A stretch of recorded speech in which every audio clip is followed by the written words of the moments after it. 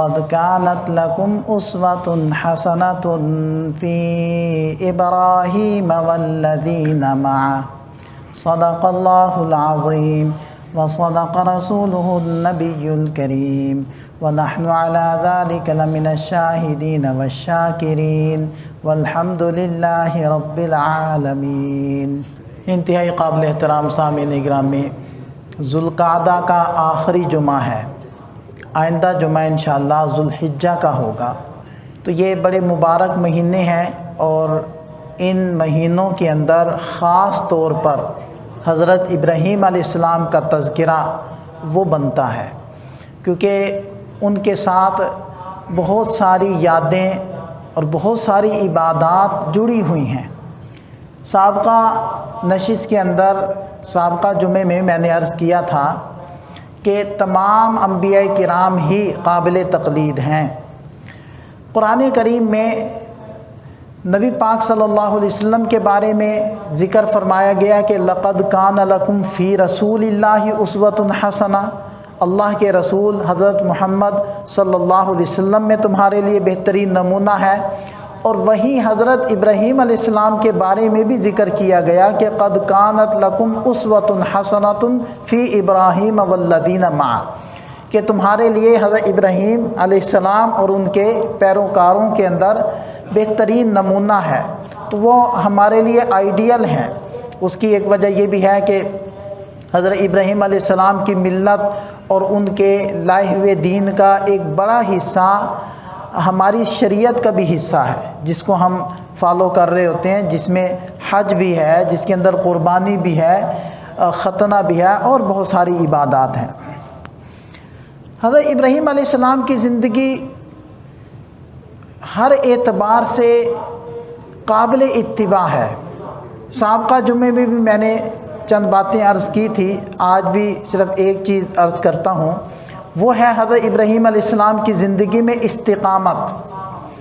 استقامت کیا ہوتی ہے کہ جو آپ نے ایک مربع نظریہ قائم کر لیا، عقیدہ بنا لیا اور وہ یقیناً حق ہے، تو پھر اس کے اوپر ڈٹ جاؤ، جم جاؤ۔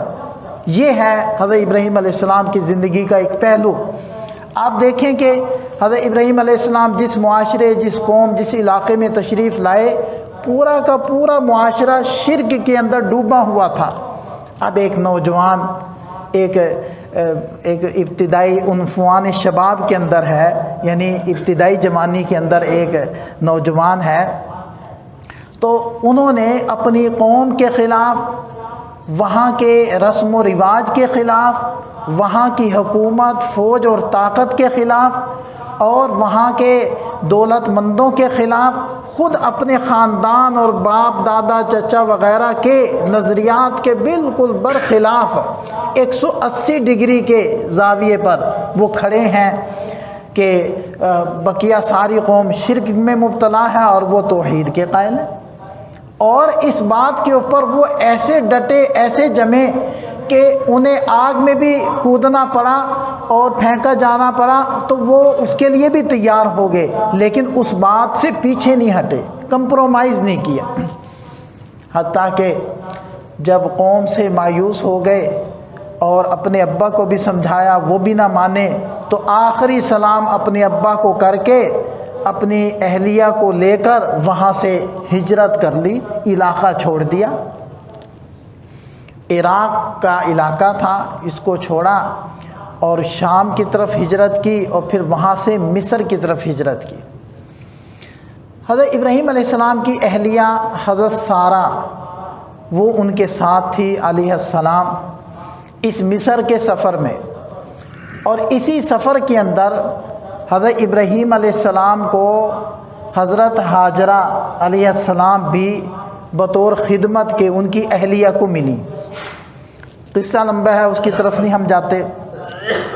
تو بعد میں حضرت سارہ جنہوں نے دیکھا کہ مجھ سے اولاد نہیں ہو رہی اور حضرت ابراہیم علیہ السلام کے بالوں میں بھی سفیدی آ گئی ہے، تو انہوں نے حضرت ہاجرہ سے حضرت ابراہیم علیہ السلام کا نکاح کروایا، اور اللہ تعالیٰ نے حضرت ہاجرہ علیہ السلام سے ایک بیٹا عطا فرمایا جن کا نام انہوں نے حضرت اسماعیل رکھا، اور پھر بعد میں اللہ تعالیٰ نے حضرت سارہ کو بھی بیٹا عطا فرمایا جن کا نام حضرت اسحاق رکھا۔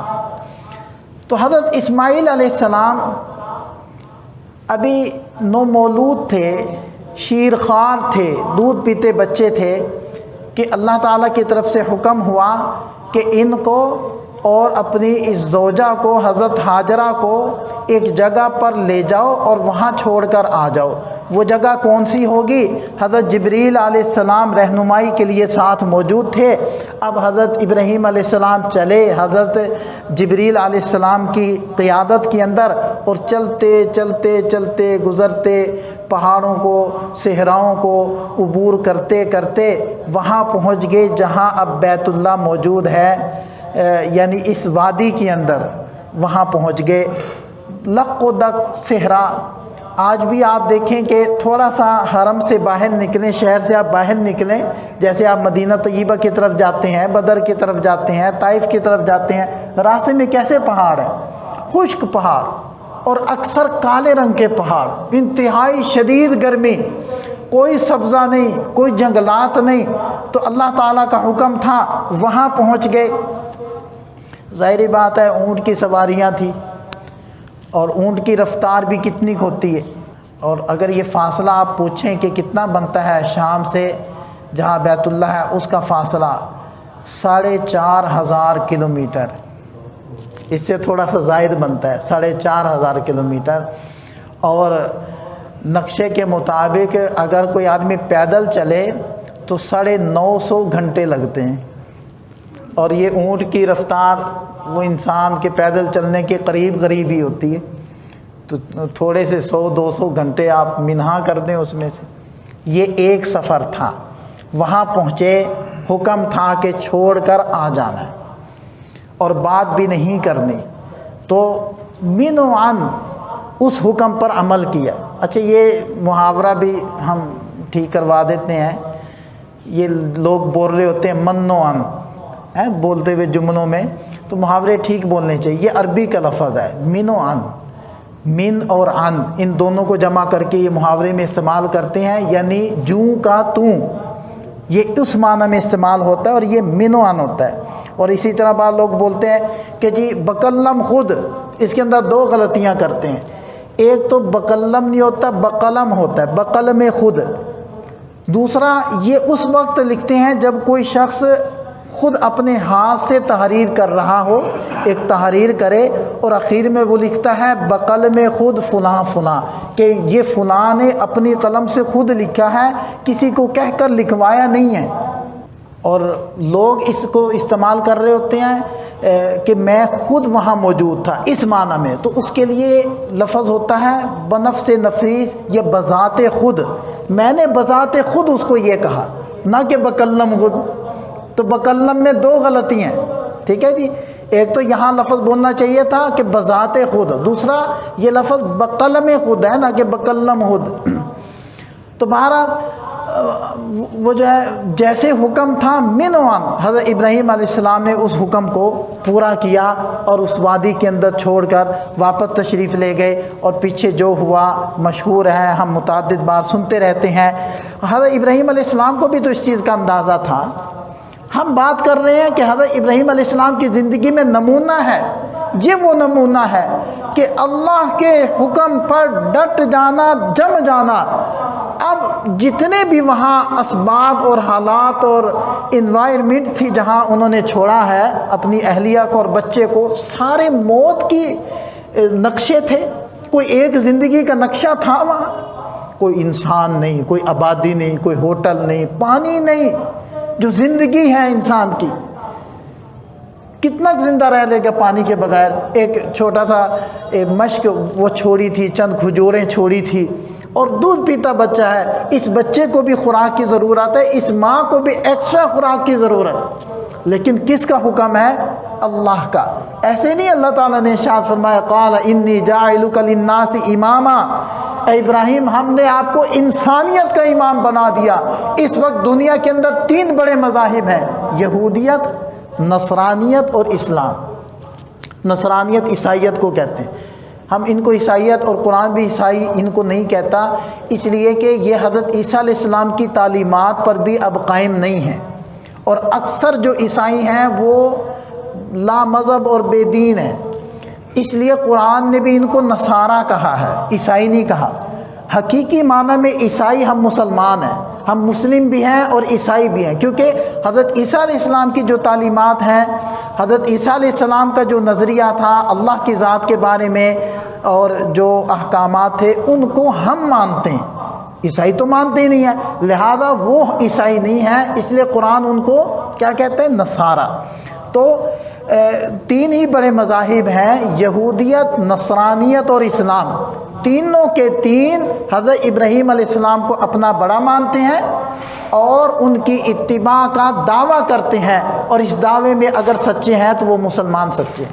اور آپ یقین کر سکتے ہیں کہ مکہ کے مشرکین بھی حضرت ابراہیم علیہ السلام کی اتباع اور ان کی ملت کے اوپر ہونے کا دعویٰ کرتے تھے، جبکہ قرآن نے بار بار ذکر کیا ہے کہ حضرت ابراہیم علیہ السلام تو حنیف تھے۔ حنیف کا معنی کئی طرف متوجہ ہونے کی بجائے ایک طرف متوجہ ہونا، اس کو کہتے ہیں حنیف، اور اسی کو اردو میں کہتے ہیں یکسو۔ ایک تو ہوتا ہے نا ہر سو، اور ایک ہوتا ہے اس کے مقابلے میں یکسو، ایک جانب۔ تو اسی حنیف کو توحید کے معنی میں استعمال کیا ہے قرآن نے کہ وہ حنیفہ تھے۔ حضرت ابراہیم علیہ السلام شرک کی بجائے توحید کے قائل تھے، اور جو مشرکین تھے وہ توحید کے قائل نہیں تھے، اس لیے حقیقی معنی میں مسلمان اس دعوے کے اوپر پورا اترتے ہیں۔ تو بہرحال حضرت ابراہیم علیہ السلام جم گئے، بظاہر ناکامی کی شکلیں، بظاہر موت کے منظر، لیکن اللہ تعالیٰ کو جو منظور تھا۔ اب آپ اندازہ لگائیں نا حضرت ابراہیم علیہ السلام کی دلی کیفیت کا۔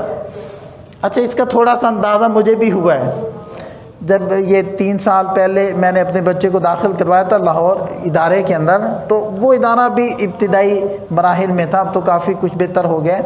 تو وہ بالکل کھیت پڑے تھے، 1-2 کمرے بنے ہوئے تھے، اور وہ دن بھی گرمی کے تھے، تو اس کو چھوڑ کر آتے ہوئے میری بھی وہی کیفیت ہو رہی تھی، اور مجھے وہی واقعہ یاد آ رہا تھا حضرت ابراہیم علیہ السلام کا۔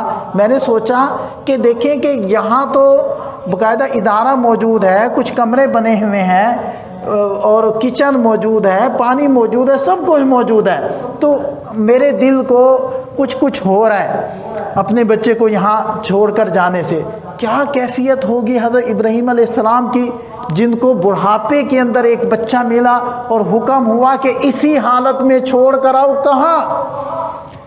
بے آب و گیا، غیر ذی زرع، قرآن نے اس کو خود بیان کیا، بے آب و گیا وادی چھوڑا ہے۔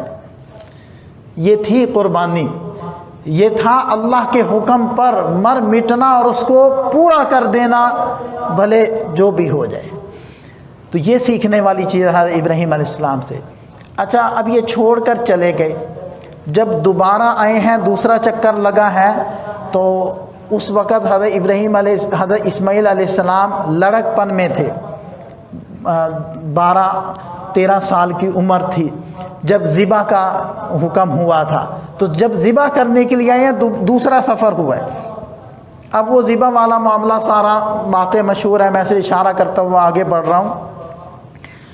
اس کے بعد پھر تشریف لے گئے، پھر تیسری مرتبہ تشریف لائے، جب حضرت اسماعیل علیہ السلام کا نکاح ہو چکا تھا اور وہ اس وقت گھر میں موجود نہیں تھے۔ کتنا فاصلہ طے کیا ہے؟ 4,500 کلومیٹر کا، کس پر؟ اونٹ پر، اور لگ بھگ 900 گھنٹے انہوں نے لگائے ہیں۔ اب وہاں پہنچے، حضرت اسماعیل علیہ السلام موجود نہیں ہے، اہلیہ موجود ہے، ان سے پوچھا کہ کیسا گزر بسر ہو رہا ہے، تو اہلیہ نے شکوہ کیا، ہم مر گئے، ہم ڈوب گئے، کچھ نہیں ہے، بس قسم پرسی ہے، کبھی کھا لیتے ہیں، کبھی فاقہ ہے۔ تو جاتے ہوئے پیغام دے گئے، اسماعیل آئے تو کہنا کہ ایک بوڑھے آئے تھے اور وہ پیغام دے گئے تھے کہ گھر کی چوکھٹ تبدیل کر لو، اس سے گاڑی نہیں چلے گی، یہ بے وقوف بیوی ہے، یہ اچھے حالات میں تو خامند کے ساتھ ہے، مشکل حالات میں ساتھ نہیں دے رہی۔ شکوے شروع کر دیے۔ زندگی سہولتوں کا نام تو نہیں ہے، آپ کی زندگی ہر وقت عیش و عشرت میں تو نہیں گزرے گی، کبھی سالن ہوگا کبھی نہیں ہوگا، کبھی اچھے کپڑے ملیں گے کسی عید پر نہیں ملیں گے، صبر بھی کرنا ہوگا، اپنے اندر حوصلہ بھی پیدا کرنا ہوگا، اور یہ باتیں بھی اہل خانہ کو سمجھانے کی ہوتی ہیں کہ ہر وقت عیاشی نہیں ہوتی، ہر وقت سہولتیں نہیں ہوتی، ہر قسم کے حالات کے لیے اپنے آپ کو تیار رکھنا ہے۔ اللہ نے دنیا کو بنایا ہی ایسا ہے، یہ جنت ہوگی جہاں مزے ہی مزے ہیں، وہ جہنم ہوگی جہاں غم ہی غم ہے، دکھ ہی دکھ ہیں، دنیا کے اندر دونوں نقشے موجود ہیں۔ پھر یہ تیسرا چکر تھا، پھر چوتھی مرتبہ تشریف لائے، اس وقت بھی حضرت اسماعیل علیہ السلام موجود نہیں تھے، جو بیوی تھی وہ چونکہ سمجھ چکے تھے اور انہوں نے اس کو طلاق دے دی، دوسرا نکاح کیا، تو اس سے پوچھا حالات کا، تو اس نے الحمدللہ کہا اور ان کی بڑی خدمت کی، تو پیغام دے گئے کہ گھر کی چوکھٹ کی حفاظت کرنا، اس کو ضائع نہ کر دینا۔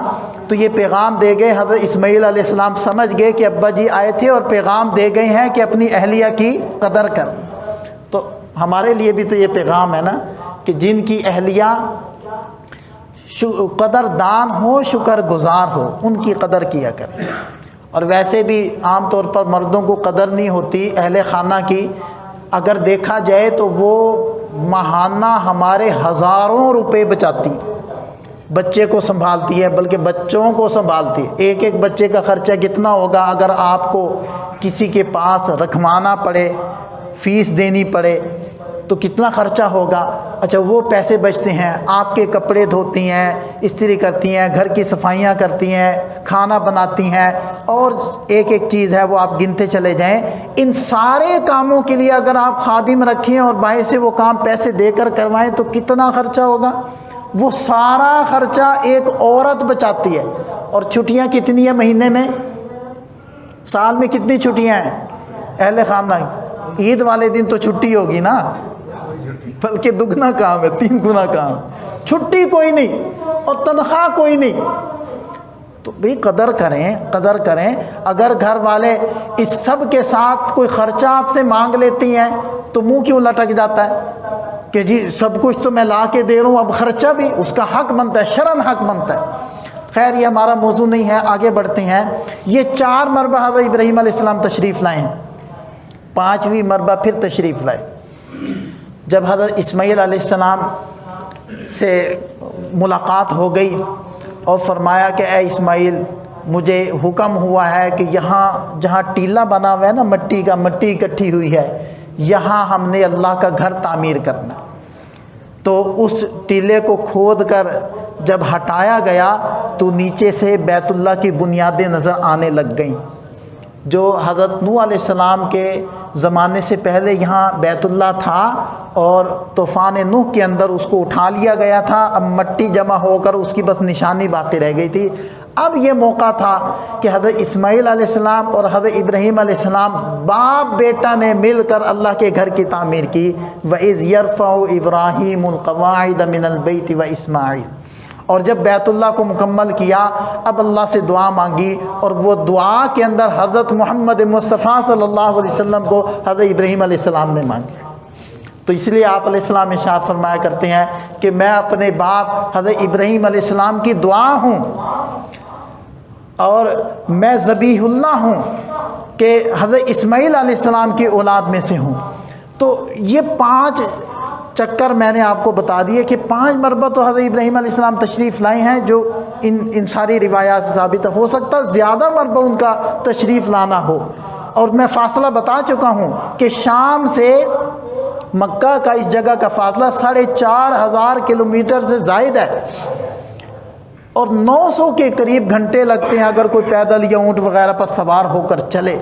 تو یہ تھی حضرت ابراہیم علیہ السلام کی استقامت کہ اللہ کا جو حکم ہے بظاہر اس کے اندر کوئی بھی آپ کو نقصان نظر آ رہا ہو، بظاہر کوئی فائدہ آپ کو نظر نہ آ رہا ہو، ڈٹ جانا، جم جانا، دل و جان سے اس کو پورا کرنا، یہ صفت تھی حضرت ابراہیم علیہ السلام میں، جس کو استقامت کہتے ہیں۔ اس وجہ سے اللہ تعالیٰ نے فرمایا انی جاعلک للناس اماما، ہم نے ابراہیم علیہ السلام کو انسانیت کا امام بنا دیا۔ کوئی بھی مذہب والا، آسمانی مذہب والا ایسا نہیں ہے کہ جو حضرت ابراہیم علیہ السلام کی طرف اپنی نسبت کرنے کو سعادت نہ سمجھتا۔ اب حضرت ابراہیم علیہ السلام کے ان اعمال میں سے ایک عمل قربانی والا بھی. اب دیکھیں کہ اللہ تعالیٰ کیسے اپنے نیک بندوں کا تذکرہ باقی رکھتے ہیں، ان کے اعمال کو باقی رکھ کر. اب دیکھیں کہ حضرت اسماعیل علیہ السلام جب شیرخوار تھے، ان کی والدہ حضرت ہاجرہ پانی کی تلاش میں پریشان ہو کر پہاڑوں پہ دوڑی ہیں. اللہ کو اتنا اچھا لگا کیونکہ اس کے حکم کو پورا کرنے کی وجہ سے یہ سارا منظر بنا تھا. اللہ تعالیٰ نے ضروری قرار دے دیا کہ کوئی حج کرے یا عمرہ کرے، قیامت تک جب تک کرتا رہے گا اس کو یہاں دوڑنا پڑے گا. حالانکہ اب دوڑنے کی کوئی لاجک نہیں ہے، کوئی وجہ سمجھ نہیں آتی، لیکن چلنا پڑے گا، 7 چکر لگانے پڑیں گے. جی میں تھک گیا ہوں، پاکستان سے سفر کر کے آیا ہوں، میری ٹانگوں میں جان نہیں ہے، چلنا پڑے گا تمہیں. اور وہ میلین اخضرین جہاں سبز رنگ کی لائٹیں لگی ہوئی ہیں، یہاں تمہیں تھوڑا سا تکلف کر کے دوڑنے کی کیفیت بنانی پڑے گی. اتنی معتبر شخصیت، باعزت شخصیت، بادشاہ وقت ہے، وزیر اعظم ہے، تمہیں یہاں دوڑنا پڑے گا کیونکہ ہماری محبوب بندی یہاں دوڑی تھی. یہ ہے جو اللہ کے لیے مٹتے ہیں وہ مٹتے نہیں ہیں، وہ ہمیں لگتا ہے کہ مٹ گئے، وہ اللہ کے کاغذوں میں زندہ و جاوید ہو جاتے ہیں. حضرت امام حسین علیہ السلام کو دیکھ لیں نا، کہ بظاہر تو وہ مٹ گئے لیکن حقیقت میں مٹے نہیں ہیں. یزید تھا اور حسین ہے ہمیشہ کے لیے. یہ وہ چیز ہے کہ اللہ کے حکم کے اوپر قربانی کے لیے تیار ہو جانا ہر طرح کے حالات میں، یہ ہمیں ایک سبق ملتا ہے. تو بہرحال ابراہیم علیہ السلام کے زندگی کے اعمال میں سے ایک یہ قربانی بھی تھا. وہ تو بیٹے کی دی تھی، اللہ تعالیٰ نے ان کے ہاتھ سے ایک جانور کو ذبح کروایا. اگر حضرت ابراہیم علیہ السلام بیٹے کو ذبح کر دیتے ہم سب کو بھی کرنا پڑتا. ٹھیک ہے، قربان جائیں ان لوگوں کے کہ انہوں نے تو گویا کہ بیٹے کو ہی ذبح کر دیا تھا، پر اللہ تعالیٰ نے کرم کیا کہ ہمارے جذبات کا بھی خیال رکھا، اور اللہ کی قضا میں تھا کہ یہ میرے بندے اولاد کی محبت میں یہ کہاں کر سکیں گے. تو اللہ تعالیٰ نے کیا کر دیا، اس کو کنورٹ کر دیا مال کی طرف، کہ مال سے ایک جانور خریدو اور اس کو ذبح کر دو. تو پھر اس جانور سے محبت تو ہونی چاہیے نا، اور وہ اس جانور پر جب چھری پھرے تو ایسے لگے کہ جیسے کہ ہمارے بیٹے پر پھر رہی ہے. یہ محبت ہونی چاہیے. یہ محبت کب قائم ہوگی؟ جب عید کی رات میں جا کر جانور خریدیں گے اور لا کر صبح ذبح کریں گے تو محبت ہو جائے گی. وہ پہلے خریدیں گے اور پہلے اس کی خدمت کریں گے. شیخ الحدیث مولانا زکریہ صاحب رحمۃ اللہ علیہ لکھتے ہیں کہ ہمارے ابا جانور خرید کے لاتے بہت پہلے، اور ہم اس کی سارے گھر والے مل کر خدمت کرتے. کہتے ہیں ہم بچے تھے، ہم نے اتنی خدمت کی اور ہم اس سے اتنا کھیلتے، اتنا پیار کرتے کہ ہمیں یوں لگتا کہ یہ ہمارا بھائی ہے. کہتے ہیں کہ جب اس کو ذبح کیا تو سارے گھر کے اندر افسردگی چھا گئی، سب یوں پریشان تھے اور صف ماتم بچھی ہوئی تھی کہ ہمارے گھر کا ایک فرد ذبح ہو گیا. سب نے کہا کہ ہم گوشت نہیں کھائیں گے. تو کہتے ہیں ابا جان نے جوتا اٹھا لیا، کھاتے ہو نہیں کھاتے. تو یہ تھوڑی سی ہمیں کرنی چاہیے. مجھے پتہ ہے کہ حالات کا تقاضا ہے، گھروں کی صورتحال، اب وہ نئی جانور رکھنے کی جگہ ہیں، لیکن جس کے لیے ممکن ہو وہ ضرور اس کو ترجیح دے کہ جانور کچھ وقت پہلے خریدے، اس کے پاس جائے، اس کو بہتر سے بہتر خوراک کھلائے، اس کو پیار کرے، اس کو نہلائے، اس سے انس پیدا کرے تاکہ جب چھری چلے تو کچھ دل کو ہو. یہ مقصود ہے.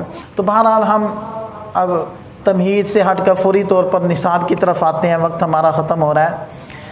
یہ قربانی کا نصاب ہے کہ اللہ تعالیٰ نے پھر بھی یہ کرم فرمایا کہ ہر ایک کے اوپر واجب قرار نہیں دیا کہ یہ حضرت ابراہیم علیہ السلام کی سنت ہے، سب پر لازم ہے. نہیں، چونکہ مال کا اس کے اندر عمل دخل تھا، لہذا اللہ تعالیٰ نے اس میں وسعت کر دی اور ایک نصاب دے دیا کہ جس کے پاس نصاب ہوگا وہ نصاب وہی ہے جو زکوٰۃ والا ہے. البتہ اس کے اندر 5ویں چیز ضرورت سے زائد سامان جو گھروں میں ہوتا ہے اس کو آپ ایڈ کر لیں تو وہی زکوٰۃ والا نصاب ہے. یعنی سونا چاندی نقدی مال تجارت اور 5ویں چیز ضرورت سے زائد سامان. اگر 52.5 تولہ چاندی یعنی 1,80,000 تک پہنچتا ہے اور 12 ذوالحجہ کی مغرب سے پہلے پہلے، یہ جملہ اچھے سے سن لیں، یہ جملہ اچھے سے سن لیں، 12 ذوالحجہ کی مغرب سے پہلے پہلے اگر اتنا نصاب، اتنا پیسہ آپ کے پاس آ گیا، بس آپ کے اوپر قربانی واجب ہے، چاہے مرد ہے چاہے عورت ہے، بشرطے کہ وہ عاقل ہو، بالغ ہو اور مقیم ہو، مسافر نہ ہو۔ اب چاہے عورت ہے چاہے مرد ہے، اب جو شرطیں ہیں وہ سن لیں، عاقل ہے، بالغ ہے، مقیم ہے، صاحب نصاب ہے، یہ 4 گویا کی شرطیں ہیں۔ اس کے علاوہ جو شرطیں ہم نے بنا رکھی ہیں ان میں سے کوئی بھی نہیں ہے۔ مثلا شادی شدہ ہونا چاہیے، مثلا الگ سے گھر میں رہنا شرط ہے، یہ بھی نہیں ہے۔ مثلا وہ بیٹا برسر روزگار ہو، یہ بھی کوئی شرط نہیں ہے۔ مثلا وہ گھر کے مردوں پر ہے، عورتوں پر نہیں ہے، یہ بھی کوئی شرط نہیں ہے۔ تو بہرحال یہ جو شرطیں ہم نے بنائی ہیں اس میں سے کوئی بھی شرط نہیں، اور یہ اتنا اہمیت کا حامل حکم ہے کہ نبی پاک صلی اللہ علیہ وسلم نے ارشاد فرمایا، جس کے پاس گنجائش ہو یعنی نصاب موجود ہو پھر بھی وہ قربانی نہ کرے تو ہم اس سے ناراض ہیں، اور اس ناراضگی کا اثر یہ ہے کہ اسے ہماری عیدگاہ میں آ کر ہمارے ساتھ نماز پڑھنے کی کوئی ضرورت نہیں ہے، کوئی اجازت نہیں، وہ اپنے گھر میں رہے۔ اس سے زیادہ ناراضگی کا اظہار اور کیسے ہو سکتا ہے؟ وہ ہماری عیدگاہوں کے پاس نہ آئے، وہ ہمارے ساتھ عید کی نماز نہ پڑھے، وہ ہماری خوشیوں میں شریک نہ ہو کیونکہ وسعت تھی اور یہ قربانی نہیں کر رہا۔ اور آج کل جو لوگ انپن اعتراضات کر رہے ہیں، تو بھئی یہ اعتراض کرنے والے تو ہر زمانے میں موجود رہے ہیں، اور اعتراضات بھی کیا کرتے ہیں کہ جی اتنا پیسہ قربانی اور جانوروں پر خرچ کر دیتے ہیں، اگر یہ پیسہ غریبوں کی غربت مٹانے پر خرچ ہو، یہ پیسہ غریبوں کی جو بچیاں ہیں ان کی شادیوں پر خرچ ہو، یہ پیسہ اگر لوگوں کو نوکریاں دینے یا فیکٹریاں لگانے کے اوپر خرچ ہو، تو بھئی آپ نے جو اتنا ماشاءاللہ بڑا گھر بنایا ہے 2 کروڑ کا، اگر آپ 20 لاکھ کا گھر بنا لیں کچی اینٹوں سے اور بقیہ سارا پیسہ انہی کاموں میں خرچ کر دیں تو پھر یہ کوئی برا ہے؟ آپ نے ماشاءاللہ 50 لاکھ والی، 40 لاکھ والی، 35 لاکھ والی کار رکھی ہوئی ہے، تو آپ کار رکھیں ہی نہ، چنگچی پر سفر کر لیا کریں، اور وہ جو کار والے سارے پیسے انہی خیر کے کاموں میں لگائیں۔ آپ نے جو جوتا پہنا ہوا ہے 6,000 کا، 7,000 کا، 10,000 کا، یہ تو خیر میں محتاط فگر بول رہا ہوں، ورنہ شادی بیاہوں کے اوپر جو خرچے ہوتے ہیں اور جو ایک ایک لہنگا اور تیاریاں، اور وہ تو شمار میں نہیں نہ آئیں گے، تو وہ سارے خرچے ختم کر دو، سادگی کے ساتھ کرو، اور وہ سارا پیسہ ادھر لگاؤ، تو سارے جس کو بھی نظر آتا ہے وہ اللہ کے حکم کو جب پورا کیا جا رہا ہے تو وہاں سے خرچے بچانے نظر آتے ہیں۔ یہی لوگ تو کہتے ہیں کہ جی حج کرنے کے لیے جانے کی کیا ضرورت ہے، وہاں بیت اللہ کے چکر لگا رہے ہو، بھئی غریبوں کی مدد کر دو، وہ سارا پیسہ وہاں خرچ کر دو۔ تو یہی جو اللہ تعالیٰ پر ہم خرچ کرتے ہیں وہاں سے بچا کر کیوں نہیں یہ کام کرتے؟ بھئی جانوروں کے اوپر خرچ کرنے سے کیسے مالی نقصان ہوتا ہے؟ غریب لوگ جانور پالتے ہیں، ڈیروں والے ڈھیروں جانور پالتے ہیں جو ڈیروں پر رہتے ہیں، تو ان کو سالانہ کتنا پیسہ بچتا ہے جانور بیچنے سے۔ پھر قصائیوں کی دیہاڑیاں بنتی ہیں، 3 دن وہ ماشاءاللہ اتنا کما لیتے ہیں کہ 3 4 6 مہینے اتنا نہیں کما سکتے۔ پھر کھال اس کی اترتی ہے، اس سے بہت سارے لوگوں کا روزگار چلتا ہے۔ کھال کی چلو بات آ گئی ہے، کھال کا حکم وہی ہوتا ہے جو گوشت کا ہوتا ہے، جو گوشت کا مصرف ہے وہی کھال کا مصرف۔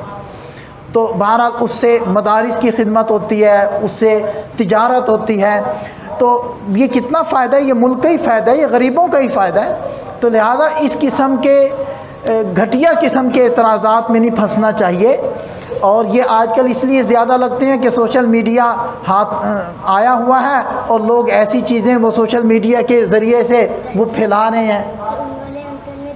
اچھا انکل کو چھوڑے، یہ دے دو۔ اچھا وہ سوشل میڈیا کے ذریعے سے پھیلا رہے ہیں، تو بھئی ان ساری چیزوں کو چھوڑیں، حقیقت کی طرف آئیں۔ اور ایک بات آخری میں عرض کرتا ہوں کہ یہ جو سوشل میڈیا سے ہم دین لے رہے ہیں نا، اور اس کی وجہ سے ہمیں خود اشکالات پیدا ہو رہے ہیں اور گمراہیاں پھیل رہی ہیں، تو برائے مہربانی سوشل میڈیا سے دین نہ لیا کریں۔ جو گلیوں کے اندر سبزیاں بیچنے آتے ہیں، کتنے فیصد لوگ اس سے سبزی لیتے ہیں؟ چلو سبزی تو پھر بھی اس کے اندر آلوؤں کا یا پیازوں کا برانڈ نہیں ہوتا، وہ ادھر بھی ویسی ہیں ادھر بھی ایسے ہی ہیں، عورتیں پھر بھی کچھ نہ کچھ لے لیتی ہیں 2 4 5 7%۔ اگر برتن بیچنے والا یا اگر کپڑا بیچنے والا ریڑھی پر کپڑے لاد کر بازار یہاں گلیوں میں آتا ہے تو کتنے فیصد لوگ خریدتے ہیں؟ میرے خیال سے 1% بھی نہیں خریدیں، کوئی آدھا فیصد ہو سکتا ہے کوئی لے لے، ورنہ نہیں لیں گے۔ سب کا کانسیپٹ ہے کہ یہ جو برتنوں والے آتے ہیں گلیوں میں یہ انتہائی گھٹیا اور ناقص قسم کے برتن لے کر آتے ہیں، ایسے ہی ہے نا جی ذہنوں میں۔ تو ہم برتن لینے کے لیے، ہم کپڑے لینے کے لیے، ہم جوتے لینے کے لیے برانڈ پر جاتے ہیں، سفر کرتے ہیں، بلکہ کسی نے شادی کی تیاری کرنی ہو تو وہ ٹیلوں سے نہیں خریداری کرے، نہیں کرتے ٹیلوں سے، وہ شہر جاتے ہیں۔ اور میں نے ٹیلوں والوں سے پوچھا کہ تم وہ جوتا کیوں نہیں رکھتے؟ کہتے لوگ یہاں پیسے نہیں بھرتے، لوگ برانڈ پر جاتے ہیں وہاں پیسے بھرتے ہیں، ہمیں نہیں دیتے۔ لہذا آپ دیکھ لیں کپڑے کی جوتوں کی دکانیں ہیں، عام سے جوتے ہیں، برانڈ کے نہیں ہیں، برانڈ کے لیے سب لوگ شہر جاتے ہیں۔ تو ایک جوتا لینے کے لیے برانڈ پر جاتے ہیں تو مسئلہ پوچھنے کے لیے آپ کو نہیں پتا کہ مسئلہ بتانے کا برانڈ کون ہے؟ وہ مفتی ہیں، آپ جائیں مفتی سے پوچھیں، یہ ہم نے دارالافتاء بنایا، 1.5 لاکھ کی کتابیں لا کر رکھی ہیں، آئیں میرے پاس، میں بتاؤں گا آپ کو مسئلہ، اور اگر آپ کو لکھا ہوا چاہیے تو میرے پاس اتھارٹی ہے، میں لکھ کر آپ کو دوں گا، مہر لگا کر دوں گا، میری انشاءاللہ لگی مہر عدالت میں بھی چلے گی۔ تو برانڈ ہے نا بھئی، برانڈ کے پاس آئیں۔ آپ کیوں دین چلتے چلاتے اور جو پوسٹیں آ رہی ہیں جا رہی ہیں، پتہ نہیں کون کون بھیج رہے ہیں، پتہ نہیں وہ مسلمان بھی ہیں یا غیر مسلم ہیں، جو مسلمانوں کے اندر فتنہ انگیزی کے لیے، یہ جہالت پھیلانے کے لیے، علم کے نام پر جہالت پھیلانے کے لیے وہ پوسٹیں بھیج رہے ہیں، اور آپ ماشاءاللہ ثواب کی نیت سے آگے بھی بھیج رہے ہیں، خود بھی عقیدہ بنا رہے ہیں، تو قصور آپ کا ہے۔ آپ کپڑوں کے برانڈ تلاش کرتے ہیں تو دین کا برانڈ کیوں نہیں آپ ڈھونڈتے؟ تو اس لیے برائے مہربانی جہاں سے جس چیز کو لینا وہیں سے لیں، دائیں بائیں سے نہ لیں۔ اللہ تعالی ہمیں سمجھ عطا فرمائے، عمل کی توفیق عطا فرمائے۔